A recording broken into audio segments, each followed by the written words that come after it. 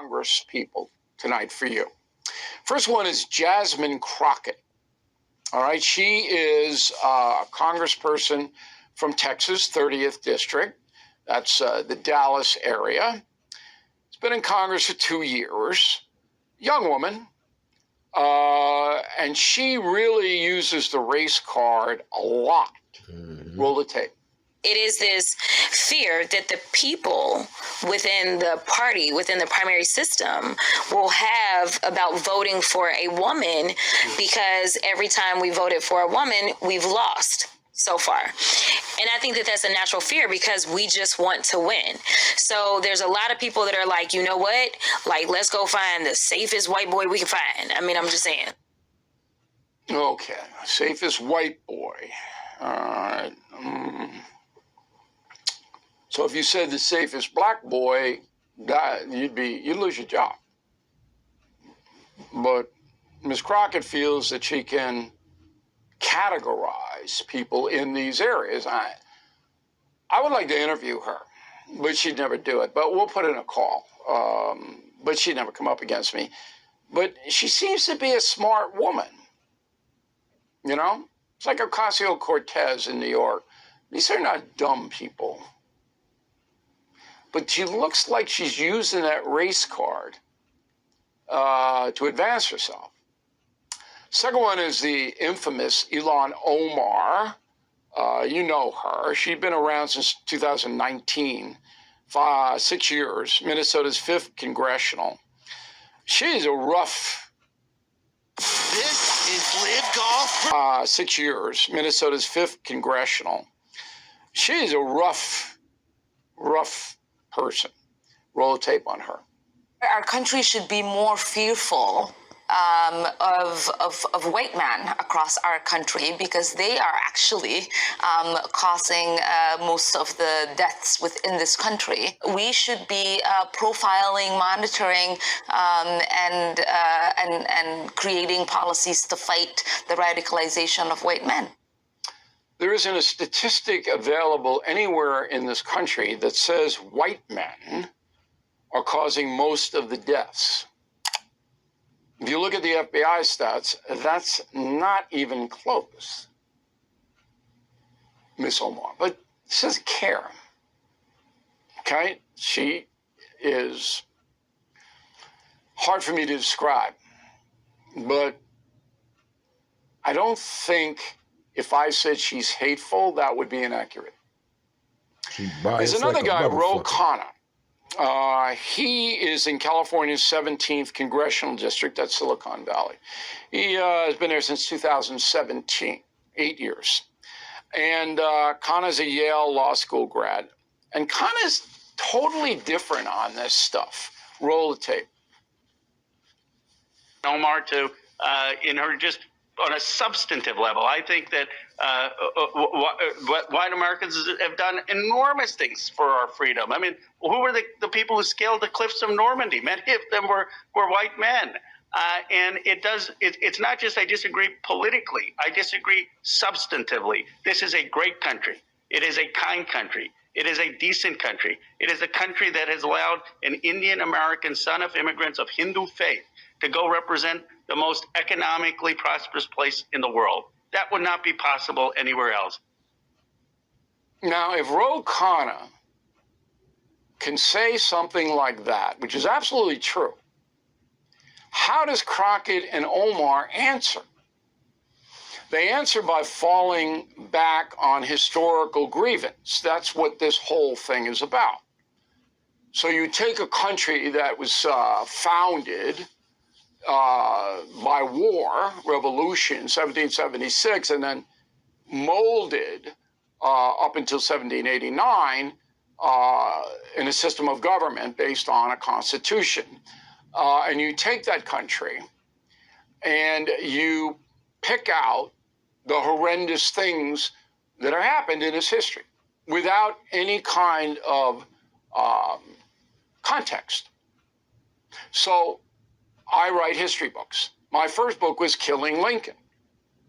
And I put the Civil War and the slave trade into a context.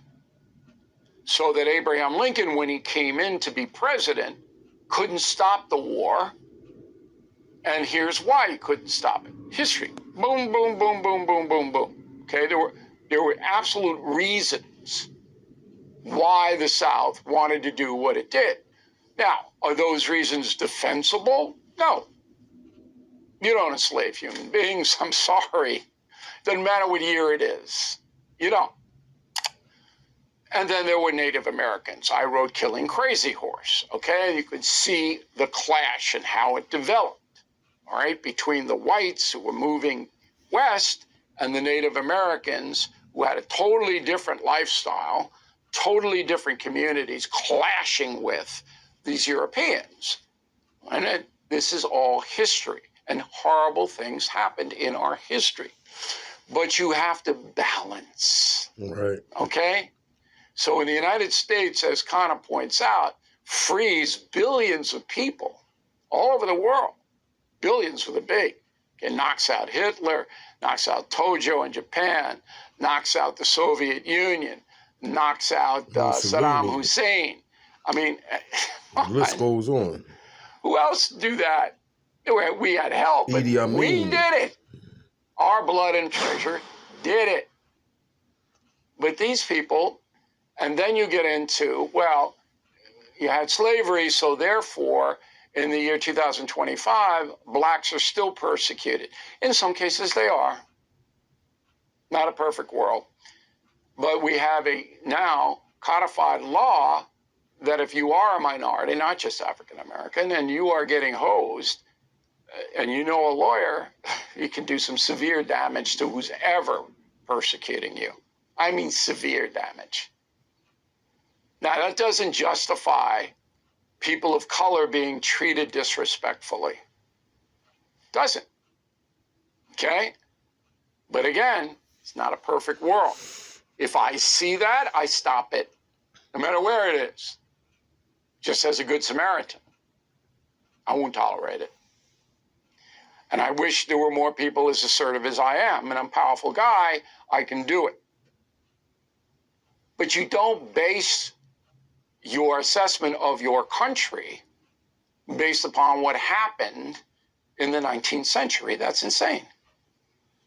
But these people, they don't even think about that. They use emotion, racial emotion, to advance themselves.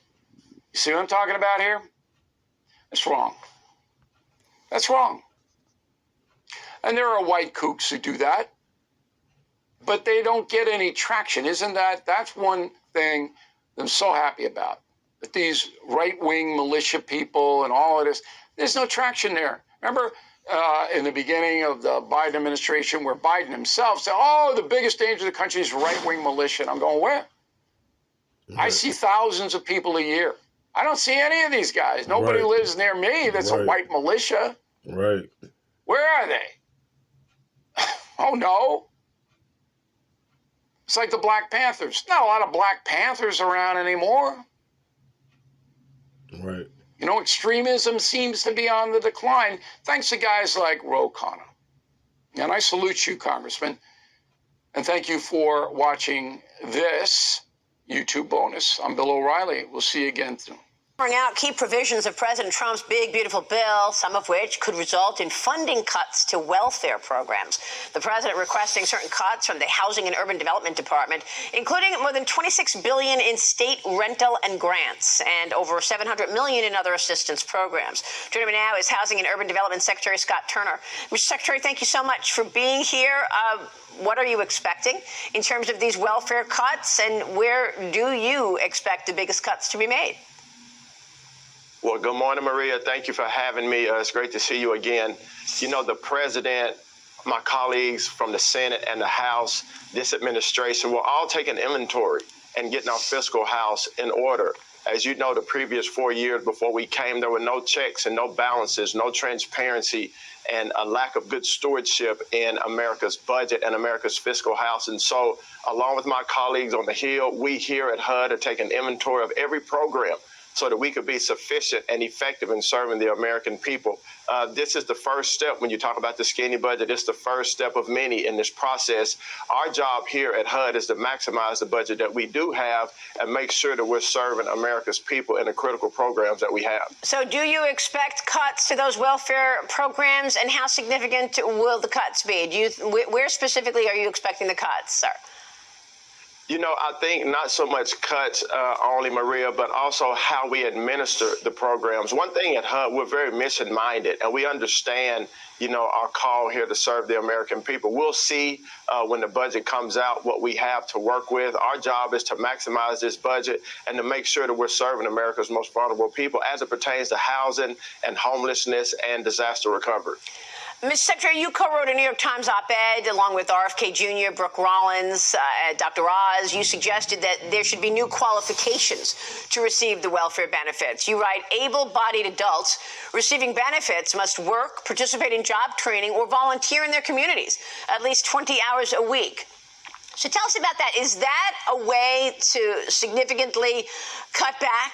How can the administration enforce those policies to reshape the welfare system? Well, Maria, I think it's a paradigm shift.